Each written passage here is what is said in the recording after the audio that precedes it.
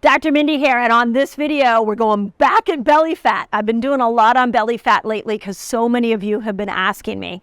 So in this video, I really want to talk about why diet and exercise are not your best tool for losing belly fat. So get ready because I've got some surprising things to tell you.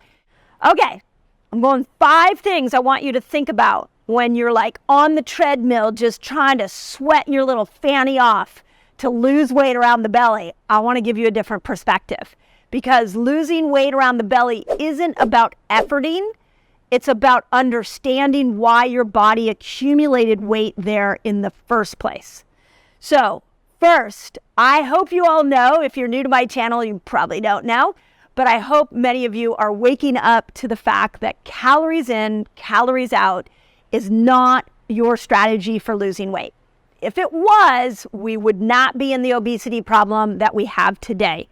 So what happens when we lower our calories down and we increase our exercise and we use that as a weight loss tool is we redo or we reset our set point. Set point is what that moment that your body is either going to gain weight or lose weight. So let me give you an example.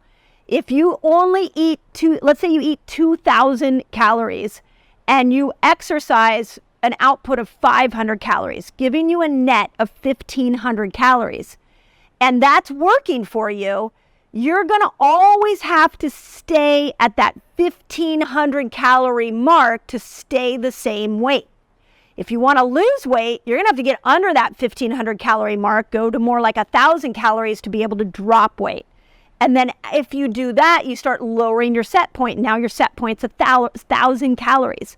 This is why we have an obesity problem, is everybody's counting calories. Everybody's trying to exercise their way out of their weight gain, and it is not the tool in order to lose weight. You want to be smarter than that. You want to tap into easier systems than that. So I'm not saying go eat a ton of calories. I'm not saying sit on your bum and don't exercise.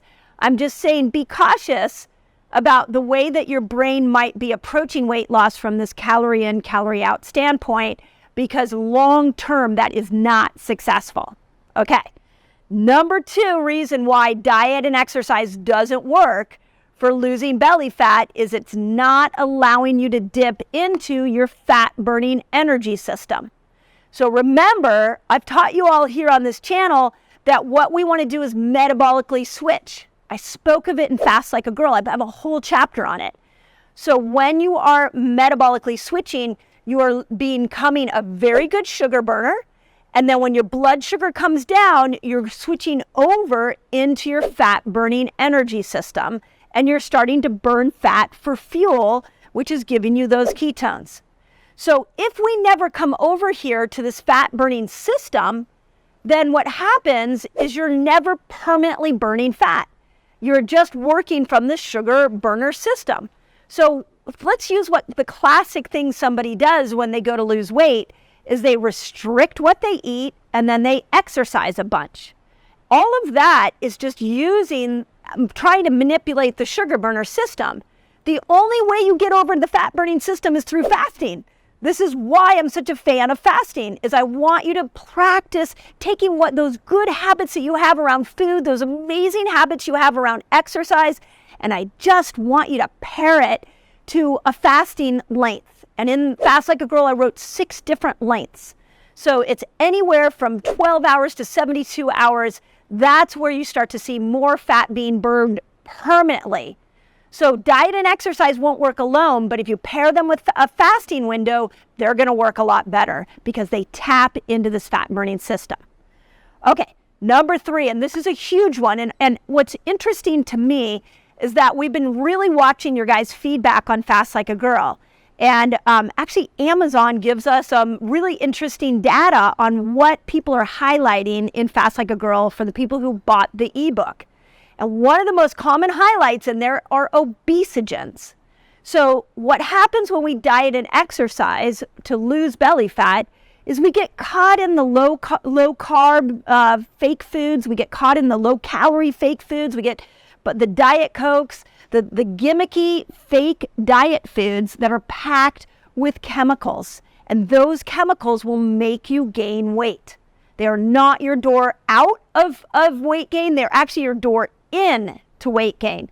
So obesogens are everything from parabens that you can find actually in like your sunscreens and some of your lotions and your hair products, your makeup. So please scan your beauty products. Pesticides are on anything that's non-organic. So please try to buy more organic foods whenever possible. Phthalates are found in commercial meats. They're also found in fragrances. So any of your beauty products that have fragrances in them or perfumes that you wear, we just don't think of those as causing us to gain weight, but they will have a negative impact on blocking receptor sites that will lead to more insulin resistance. So those are really important chemicals that you look at.